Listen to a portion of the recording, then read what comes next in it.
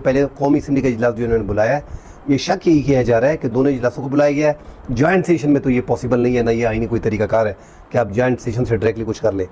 آپ قومی اسمبلی کی سطح پہ کریں گے، پھر سینٹ میں جائے گا، سینٹ میں اگر کوئی ترامیم مزید کرنی پڑی پھر واپس قومی اسمبلی میں آئے گا، اس کے بعد یہ آگے جائے گا۔ تو حکومت کے لیے بڑی مشکلات ہیں، حکومت کو لگ رہا ہے انہوں نے ایک سٹیپ لیا ہے، اب پتہ نہیں کہ یہ کیا کرنے جا رہے ہیں۔ ہو سکتا ہے کہ یہ پریکٹس اینڈ پروسیجر ایکٹ جو یہ خود لے کے آئے ہیں، اور قاضی صاحب کے جانے میں تھوڑا عرصہ ہے، 2 مہینے ہے، تو اس کے جانے سے پہلے یہ پورا اختیار جو ہے قاضی صاحب کو دینا چاہ رہے ہیں۔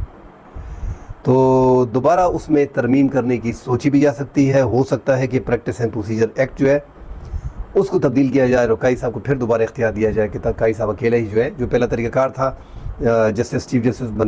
جب چیف جسٹس عمر عطا بندیال صاحب تھے تو یہ اس کے لیے روک لگا دی گئی تھی، تو اب جو ہے قاضی صاحب کو جو ہے